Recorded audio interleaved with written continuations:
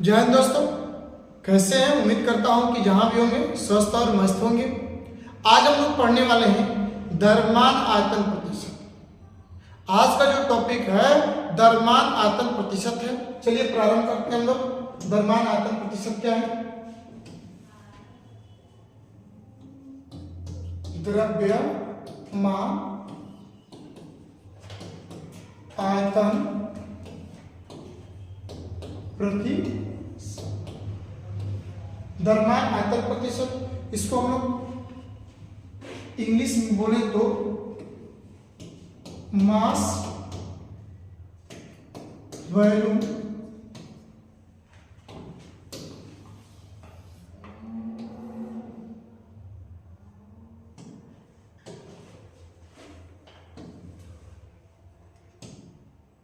Mass volume percent. कुछ minute का सवाल है, ये बहुत जल्द खत्म हो जाएगा, छोटा टॉपिक है। तो द्रव्यमान आयतन प्रतिशत किससे कहते हैं? ठीक है, तो देखिए जब द्रव्यमान आयतन प्रतिशत कहता है तो हमने आपको कई बार ये बात बतलाया है कि नाम में ही डिफिनेशन छुपा रहता है। देखिए प्रतिशत दिया है, प्रतिशत का मतलब क्या होता है? 100।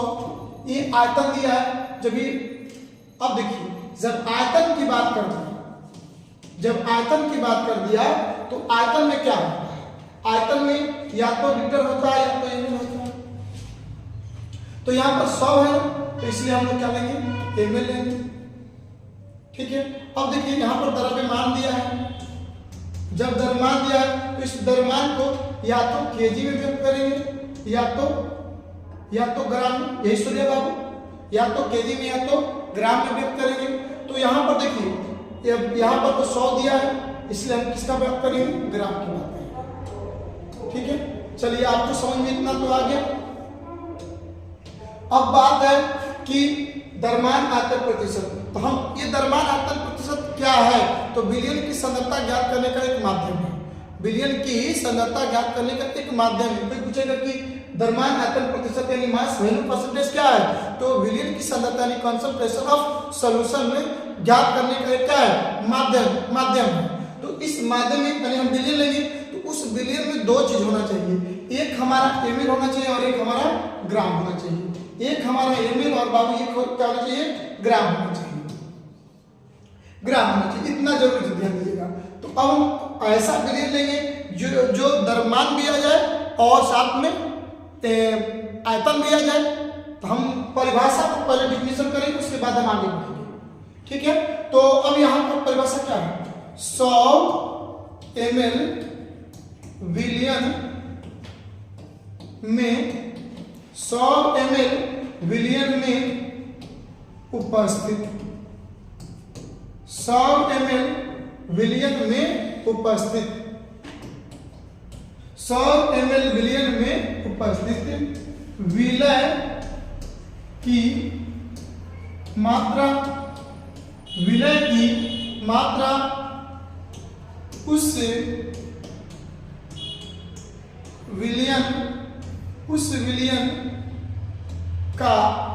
विलयन का द्रव्यमान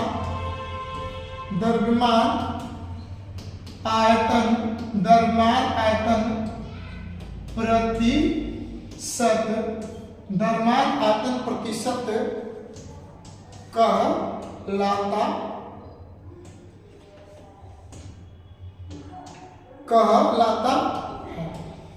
द्रव्यमान प्रतिशत कहलाता है, द्रव्यमान प्रतिशत कहलाता है, जिसे W भी परसेंटेज द्वारा सूचित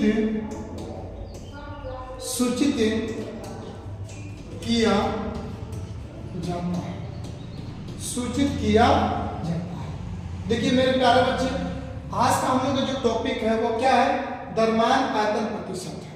तो कह रहा है कि द्रव्यमान आयतन प्रतिशत 100 ले लिए, आयतन को एमएल में और द्रव्यमान को ग्राम में। मैंने क्यों लिया अभी आपको कुछ समय पहले बताया है। तो 100 ml बिलियन यानी बिलियन होगा, कितना होगा? 100 ml होगा।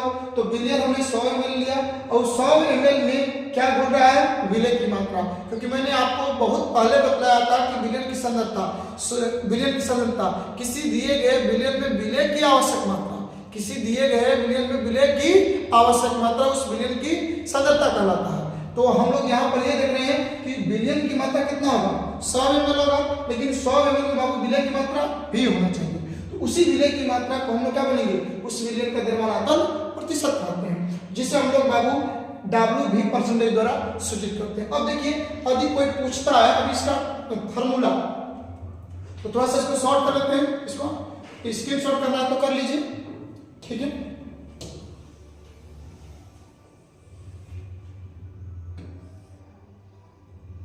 देखिए अब हम लोग का फॉर्मूला क्या बन रहा है, फॉर्मूला बन रहा है द्रव्यमान द्रव्यमान आयतन प्रतिशत, द्रव्यमान आयतन प्रतिशत बराबर। तो द्रव्यमान आयतन प्रतिशत की बात करेंगे तो देखिए कर रहा है यहाँ पर 100 ml, कितना बोल रहा है 100 ml, मतलब यहाँ पर कितना आ गया 100 हो गया, ठीक है। अब देखिए 100 तो बोल दिया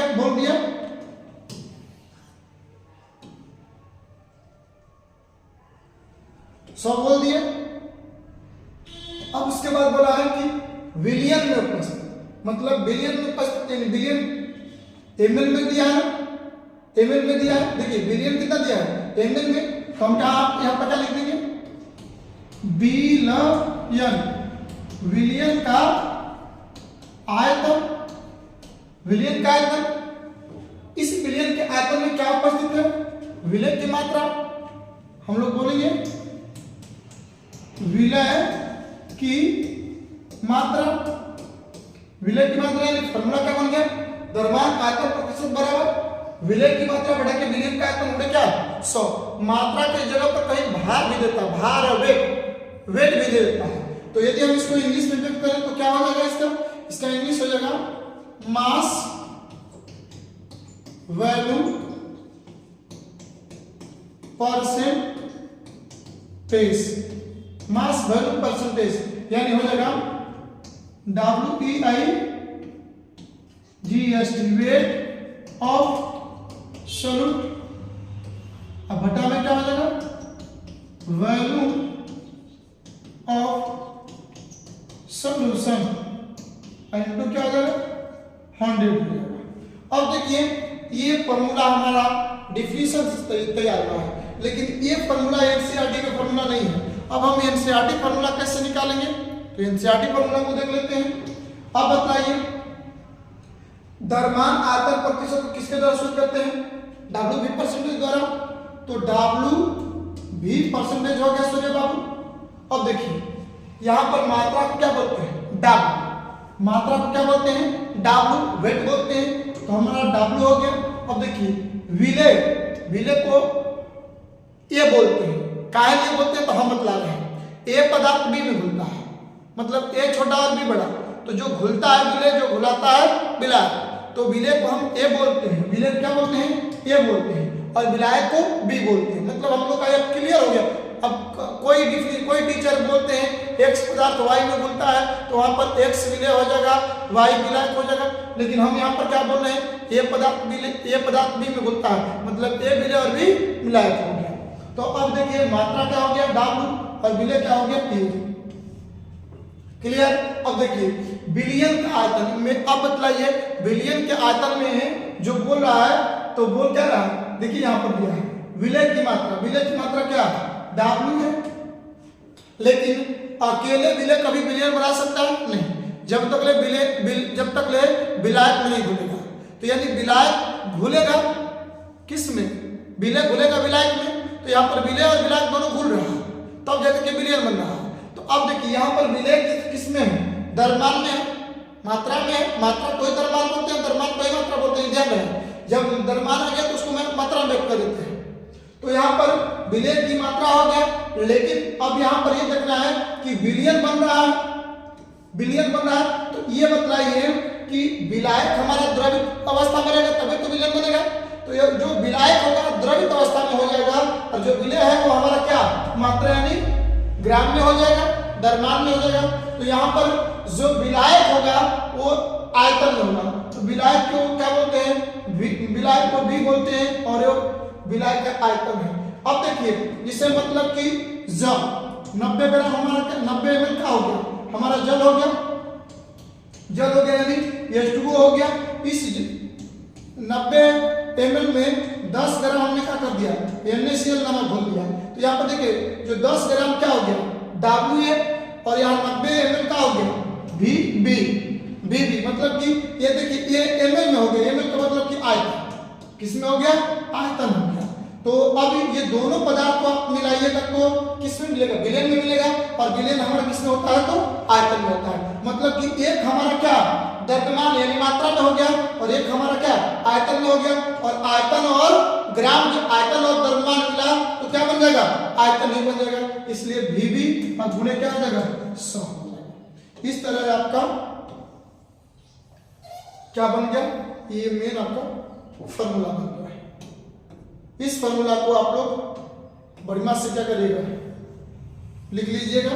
मेन फॉर्मूला हो गया W परसेंटेज बराबर हो जाएगा W बटा W प्लस WB गुणे क्या 100। चलिए इसको आप स्क्रीनशॉट कर लीजिए। आज के लिए इतना ही, फिर मिलते हैं हम लोग अगले वीडियो में अब नए टॉपिक के साथ। कुछ टॉपिक में हम लोग का पढ़ाई होगा पार्ट्स पर मिलियन, यानी हम लोग को जो अगला वीडियो अपलोड होगा पार्ट्स पर मिलियन होगा। मेरे प्यारे भाई बहनों, दोस्तों, मित्रों, यदि आप चैनल को सब्सक्राइब नहीं किए हैं तो चैनल को सब्सक्राइब कर बेल आइकन घंटी को दबाएं, क्योंकि आपको लगता होगा कि संदीप सर आते हैं और सीरियस में पढ़ा करके चले जाते हैं। इसका रीजन केवल और केवल ये है, हम भी चाहें तो इस पर तमाम तरह का कॉमेडी और तमाम तरह का बातें बोल सकते हैं, लेकिन मेरा मकसद ये है कि ये जो चैनल बना है एग्जाम अड्डा केवल पढ़ाई के ही मकसद से बना है और इस पर अधिकांशतः केवल और केवल पढ़ाई से ही संबंधित दिया जाएगा। जो भी टीचर इसमें इस एग्जाम चैनल पर देखते हैं कि कई टीचर आए हैं, कई टीचर आने वाले भी हैं, लेकिन वो आते हैं और ईमानदारी पूर्वक से जितना एनर्जी होता है वो अपना दे करके जाते हैं। तो इस चैनल का दुलार प्यार बनाए रखें और चैनल को दुलार प्यार देने के लिए थोड़ा सा, जब इस चैनल को सब्सक्राइब नहीं किए हैं तो एक बार चैनल को सब्सक्राइब कर बेल आइकन घंटी को दबाते हुए अपने दोस्त मित्र को भी शेयर करें। आज के लिए इतना ही, फिर मिलते हैं अगले वीडियो में। जय हिंद, जय भारत।